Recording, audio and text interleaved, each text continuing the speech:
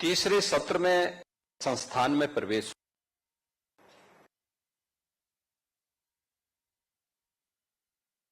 तीसरे स्थापना दिवस के अवसर पर यहां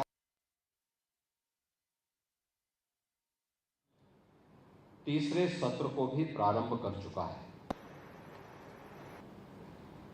पिछले 2 वर्ष की उपलब्धि इस संस्थान के लिए आगे बढ़ने की एक सुदृढ़ नींव को प्रदान करता है।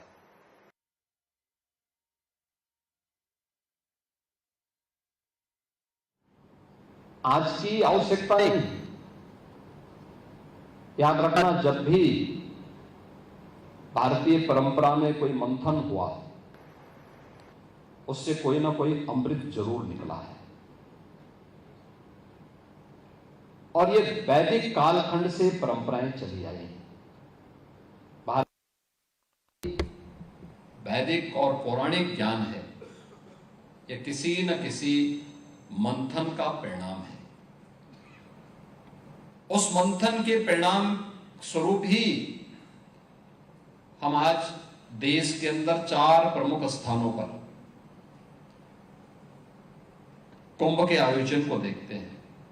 कुंभ के आयोजन वास्तव में भारत की ज्ञान की परंपरा, उत्तर दक्षिण पूर्व पश्चिम, संपूर्ण भारत की ज्ञान की परंपरा के बारे में भारत की ऋषि परंपरा, उस समय के जो आचार्यगण थे, उस समय के जो समाज की विद्वत शक्ति थी, इनके एकत्रीकरण के माध्यम से जो कुछ भी नया शोध हुआ है और नयापन आया है, उन सबको हम आदान प्रदान भी कर सकें और एक दूसरे के साथ उस चिंतन मनन के माध्यम से फिर उसको आने वाली पीढ़ी को दे सकें। लखनऊ में इस फॉरेंसिक इंस्टीट्यूट को बनाने के पीछे की भी मंशा हमारी यही थी, क्योंकि भारतीय संस्कृति इस बारे में हमेशा इस बारे में आग्रही रही है कि आनो भद्रा कर्तवो यंतु विश्वत, यानी ज्ञान के लिए अपने चारों ओर के रास्ते खोले रखो। कहीं से भी कोई अच्छी चीज आती है, अच्छी बातें आती है, तो उसके लिए सभी दरवाजे आपके खुले होने चाहिए। आप बंद मत करिए। जब भी आप बंद करेंगे तो वो आपकी विकास की यात्रा को बाधित कर देगा, और विकास बाधित होगा, चिंतन मनन की परंपराएं बाधित होंगी, तो याद होगा कि वह नए संघर्ष को जन्म देगा। और नए संघर्ष को जन्म देने के बाद वह न केवल आज के परिप्रेक्ष्य में अगर आप देखेंगे कि नकारात्मक ताकतें जब भी हावी हुई हैं, उसने मानवता के सामने एक नया संकट खड़ा किया है। आज से 3500 वर्ष पहले इसी लखनऊ के बगल में नेमिषारण्य में जो सबसे बड़ी गोष्ठी हुई थी, उसमें 88 हजार विद्वानों ने ऋषि मुनि के रूप में भाग लिया था, और वह भारत की पौराणिक परंपरा में पुराणों के माध्यम से वो ज्ञान धरोहर के रूप में हम सबके सामने प्रस्तुत हुआ। और आज यहां पर इस 3 दिवसीय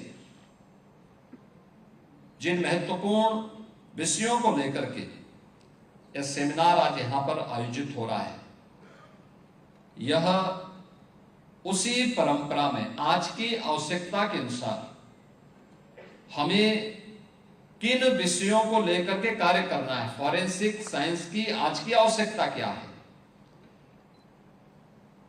साइबर फ्रॉड से बचने के लिए और नेशनल सिक्योरिटी में उसकी आवश्यकता को ध्यान में रख करके हम कैसे उन चुनौतियों को फेस कर सकते हैं, इन मुद्दों को लेकर के, या फिर उन ड्रोन टेक्नोलॉजी के और रोबोटिक के उसके लाभ और उसकी चुनौतियां क्या हैं, इन सभी मुद्दों पर यहां पर एक किसी नए मंथन को जन्म लेकर के आप वर्तमान की चुनौतियों के अनुरूप समाज को तैयार कर सकेंगे, ये मैं विश्वास के साथ कह सकता हूं। और इसका लाभ न केवल देश की सबसे बड़ी आबादी के राज्य की जनता को, बल्कि यहां की पुलिस फोर्स को भी उसके अनुसार अपने आप को अपडेट करने में मदद मिलेगी। मुझे याद है जब हम आज यहां पर इन सभी मुद्दों पे चर्चा कर रहे हैं, यहां पे पुलिस महानिदेशक उत्तर प्रदेश इस बारे में उन्होंने कहा भी कि फॉरेंसिक की स्थिति हमारी क्या थी उत्तर प्रदेश के अंदर। 2017 के पहले 4 फॉरेंसिक लैब थी, उनकी भी स्थिति जैसे तैसी थी।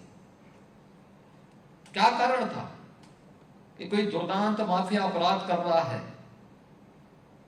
मेरी एक बार यहां पर उच्च न्यायालय से चर्चा चल रही थी। मैंने कहा यहां पे बताओ अपराध का जो सबसे पुराना मामला हो कितना पुराना है। तो मैं 2017-18 की बात कर रहा हूं। उन्होंने कहा कि 52 वर्ष पुराना। तो मैंने कहा तो मेरी उम्र से भी ज्यादा बड़ा है, यानी उतना पुराना अपराध हुआ है और उसको आज तक सजा नहीं हो पाई। सजा होने की कोई स्थिति भी नहीं थी, क्योंकि जब तक सैंपल कलेक्ट करके लैब में जाते थे और उसमें कई दशक लगते थे उसके परिणाम आने में, तब तक सैंपल खराब हो चुका होता था और अपराधी को कभी सजा नहीं मिलती थी, कभी नहीं मिलती थी। हमारी जीरो टॉलरेंस एक केवल शासन के वक्तव्यों तक सीमित रह पाता था।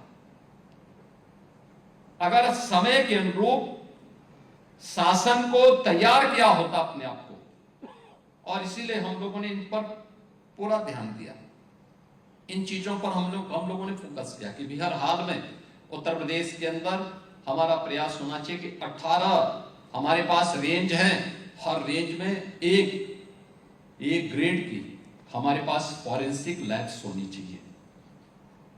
हम लोगों ने 12 बना के तैयार कर ली हैं, 6 निर्माणाधीन है। और यही नहीं, जिन जनपदों में 3 नए कानून लागू होने के बाद, बीएनएस लागू होने के बाद जुलाई 2024 से हम लोगों ने इस बात को सुनिश्चित किया कि अब 7 वर्ष से ऊपर के हर एक अपराध में फॉरेंसिक साक्ष्य आवश्यक है। तो इसके लिए केवल एक घोषणा तक सीमित न हो, बल्कि हर जनपद में पहले ही हम एक मोबाइल फॉरेंसिक यूनिट पहले ही वहां दे चुके हैं और आज हम 75 जनपदों के लिए 75 नई फॉरेंसिक यूनिट का यहां पे और भी यहां पे उसका शुभारंभ करने जा रहे हैं, उन्हें उपलब्ध करवाने जा रहे हैं। यानी ये लैब्स भी हैं, हम मोबाइल फॉरेंसिक यूनिट भी उनके यहां लैब के रूप में उन्हें उपलब्ध करवाने जा रहे हैं, जो घटना स्थल पर जाकर के साक्ष्य कलेक्ट कर सके और अपराधी को सजा दिला सके। साइबर अपराध में भी यही होता था। 2017 के पहले एक थाना था गौतम बुद्ध नगर जनपद में, लखनऊ में निर्माणाधीन था। आज उत्तर प्रदेश के अंदर हम लोगों ने सभी 75 जनपदों में साइबर थाने की भी स्थापना की है। सभी 1587 थानों में एक साइबर हेल्प डेस्क भी दिया है। वहां पे मास्टर ट्रेनर भी उनके पास यहां से भेजे गए हैं कि जो हर जनपद में हर पुलिस कार्मिक को इसके साथ दक्ष कर सके, उसकी ट्रेनिंग उसके साथ हो सके। यह भी कार्य किया गया और अब तो प्रयास इस दिशा में हमारा चल रहा है कि हम बहुत शीघ्र एक साइबर मुख्यालय को ही बना करके, क्योंकि वर्तमान की इन चुनौतियों का सामना करने के लिए, न केवल साइबर फ्रॉड को रोकने के लिए, बल्कि अभी ऑपरेशन सिंदूर में आपने देखा होगा पूरा युद्ध ही साइबर युद्ध की तरफ जा चुका था। अब फाइटर प्लेन नहीं काम कर रहे थे, अब उससे भी आगे सोच करके हमें कार्य करना होगा। अब सुपरसोनिक मिसाइल या फिर कोई ऐसा ड्रोन जो इस चुनौती को सामना कर सके, वही इसमें उपयोगी हो सकता है। और आज इस देश से हम लोगों ने यहाँ पर देखा होगा कि यहाँ पे आज हम लोगों ने बहुत सारी चीजों का यहाँ पे उद्घाटन भी किया है। अभी यहाँ आने के पहले हम लोगों ने एडवांस डीएनए डायग्नोस्टिक सेंटर का यहाँ पे उद्घाटन किया है। अब देखिए, यानी world class DNA diagnostic lab यहाँ बनी हुई है। जो छात्र यहाँ पढ़ रहे हैं उनके लिए भी, और जो लोग यहाँ पे ट्रेनिंग करेंगे उनके लिए भी हम लोगों ने आज यहाँ पर इसका शुभारंभ किया है। इसके साथ ही यहाँ पे AI, drone and robotic technology की लैब का भी हम लोगों ने उद्घाटन किया है। आप देख सकते हैं वहां पे नैनो ड्रोन से लेकर के और 40 केजी तक का सामान ले जा करके उस लक्ष्य को प्राप्त करने की दिशा में उसका क्या उपयोग हो सकता है, उस प्रकार का भी ड्रोन यहाँ की लैब में आप देख सकते हैं। और पूर्व प्रधानमंत्री और जिनका कार्य क्षेत्र ये लखनऊ था, सरदार अटल बिहारी वाजपेयी जी के नाम पर अटल लाइब्रेरी का भी आज हम लोगों ने शुभारंभ किया है। और ये वर्ष अटल जी की शताब्दी महोत्सव का वर्ष भी है। तो इस वजह से तीनों प्राथमिक संस्थान को हृदय से बधाई देता हूं। हमें इस दिशा में लगातार कार्य करना होगा। वर्तमान की चुनौतियों के अनुरूप अपने आप को तैयार करना होगा। मुझे याद है, अगर हमारे पास टेक्नोलॉजी नहीं होती, महाकुंभ अपनी सफलता की ऊंचाइयों को नहीं प्राप्त कर पाता। हम लोगों ने वहां पे बेहतर टेक्नोलॉजी का बेहतर उपयोग किया। हर जनपद में भी हम लोगों ने इसका बेहतर उपयोग किया है। आज भी उत्तर प्रदेश पुलिस इस दिशा में कार्य कर रही है। अब हम लोग इसका इंतजार नहीं करते हैं कि कोई व्यक्ति अपराध कर लिया है तो हम हाथ पे हाथ धरे बैठेंगे। ऐसा नहीं होता है। और यही कारण है कि जिस उत्तर प्रदेश में पहले अपराधी अपराध कर लेता था, अब वो अगर अपराध किया है तो उसको अगले 24 से 48 घंटे के अंदर पुलिस के हाथ में उसको लगना ही लगना है, वो कहीं जा नहीं सकता है। और यह स्थिति आज उत्तर प्रदेश पुलिस ने विकसित कर ली है। और उसी का परिणाम है कि उत्तर प्रदेश सुरक्षा के मानकों को तेजी के साथ आगे बढ़ा रहा है। हमें समय के अनुरूप अपने आप को तैयार करना होगा। समाज की जो डिमांड है उसके अनुरूप हमें चलना होगा।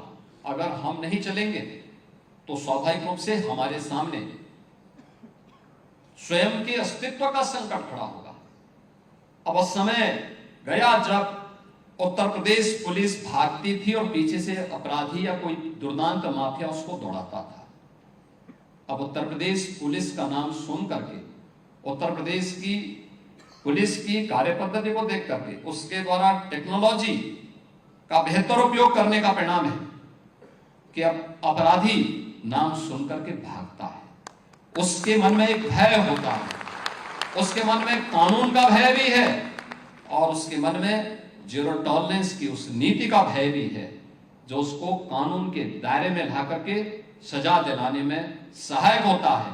और जब तक यह भय नहीं होगा, एक कॉमन मैन के मन में विश्वास नहीं आप पैदा कर सकते। उसको पैदा करना है तो उसके लिए आपको अपने आप को तैयार करना होगा। और मैं इस बात के लिए धन्यवाद दूंगा उत्तर प्रदेश का जो हमारा ये इंस्टीट्यूट है, इसकी स्थापना, यानी आपके सामने बड़ी विचित्र सी स्थिति होगी। ये उत्तर प्रदेश पुलिस के नाम पे ये लैंड थी और इस लैंड पर लखनऊ का एक भूमाफिया कब्जा कर लिया था। किसी को पता ही नहीं था। और तो मेरे पास उस समय के डीजीपी आए, उन्होंने कहा कि यूपी पुलिस की लैंड पर एक भूमाफिया कब्जा कर लिया है और वह काफी सत्ता के नजदीक रहा है। तो मैंने कहा फिर हाथ पे हाथ धरे क्यों बैठे, उसकी पूरी फाइल थोड़ा मुझे उपलब्ध कराओ। पूरी फाइल आई, मैंने देखा, हमने अपनी कार्रवाई को आगे बढ़ाया। मामला चला पुलिस के पक्ष में। जब ऑर्डर हुआ तो हाईकोर्ट गया, हम लोगों ने उससे पहले एफआईआर लॉन्च किया था। और फिर कार्रवाई जब प्रारंभ हुई तो सामने उसने हथियार डाल दिए। उसने कहा साहब मैं पूरी लैंड को यूपी पुलिस को वापस करना चाहता हूं। हमने कहा ये तुम्हारी कृपा नहीं है, तुम्हें तो करना ही होगा देर से देर। और वह अंततः यूपी पुलिस के नाम पे आया और आज आप देख रहे होंगे इतना प्रतिष्ठित संस्थान ये बन चुका है। अब यहाँ पे अलग अलग कोर्सेज चल रहे हैं। इसको अभी एफिलिएट किया गया है। जो हमारा नेशनल फॉरेंसिक इंस्टीट्यूट यूनिवर्सिटी है अहमदाबाद गांधीनगर में, वहाँ से एफिलेटेड है और बेहतरीन तरीके से विश्वविद्यालय के साथ बेहतरीन तालमेल के साथ ये इंस्टीट्यूट आज यहाँ पे संचालित है, अपने लक्ष्यों को प्राप्त करने को अग्रसर है। और मेरा मानना है उत्तर प्रदेश पुलिस बल को और उसकी विभिन्न शाखाओं को निरंतर यहाँ पर ट्रेनिंग लेने के साथ ही इस टेक्नोलॉजी के साथ अपने आप को अपडेट करना होगा, चाहे वह आज के समय में फॉरेंसिक से जुड़ी हुई हो, साइबर से जुड़ी हुई हो, आईटी या फिर इस फील्ड से जुड़ी हुई एआई से जुड़ी हुई हो, रोबोटिक से जुड़ी हुई हो या ड्रोन टेक्नोलॉजी से जुड़ी हुई, इन सब से जुड़ी हुई इन सभी को हमें अपने आप को तैयार करना होगा। याद रखना, बहुत जितना आसान टेक्नोलॉजी ने जीवन को बनाया है, उतनी ही बड़ी चुनौती हमारे सामने टेक्नोलॉजी ने दी भी है। हमें उस चुनौती के लिए और उन नकारात्मक ताकतों के द्वारा मानवता के सामने, एक सामान्य नागरिक के सामने, उस समाज की सज्जन शक्ति के सामने सुरक्षा के लिए और उनके अस्तित्व के लिए जो चुनौती खड़ी की जाती है, टेक्नोलॉजी से ही हमें उसका समाधान का मार्ग भी अपनाना पड़ेगा। अगर हम उसको समय रहते अपनाएंगे तो हम अपने उन कर्तव्यों का निर्वहन ईमानदारी पूर्वक कर पा रहे हैं जिसके लिए ये सेवाएं प्रदान की गई हैं और भारतीय संविधान ने ताकत आपके हाथ में दी है। अगर हम नहीं कर पाएंगे, आने वाली पीढ़ियां हमें कोसेंगी। इसलिए कोसने के लिए नहीं, बल्कि लोगों का श्रेय और आशीर्वाद प्राप्त करने के लिए जीवन जिया जाता है। और उस उद्देश्य से यह इंस्टीट्यूट उत्तर प्रदेश पुलिस और उत्तर प्रदेश के साथ ही अपनी वर्तमान पीढ़ी को आगे बढ़ने के लिए और उन न्यू एज टेक्नोलॉजी और कोर्सेज के साथ जोड़ रही है, जो आज की आवश्यकता है और भविष्य की विकसित भारत की आधारशिला बनेगी। उस विकसित भारत के, विकसित उत्तर प्रदेश के इस 3 दिवसीय सेमिनार में मैं एक बार फिर से इस पूरे सेमिनार के प्रति अपनी शुभकामनाएं देता हूं। आप सभी का हृदय से अभिनंदन करता हूं और विश्वास करता हूं कि आप इन सभी तीनों क्षेत्रों में जो हमारी वर्तमान की चुनौती है, इन चुनौतियों को सफलतापूर्वक मुकाबला करने के लिए अपने अनुभव का लाभ देंगे और यहाँ के छात्रों को भी और इस फील्ड के विशेषज्ञों को भी अपने अनुभव से लाभान्वित करेंगे। आप सबके प्रति मेरी शुभकामनाएं हैं। धन्यवाद। जय हिंद।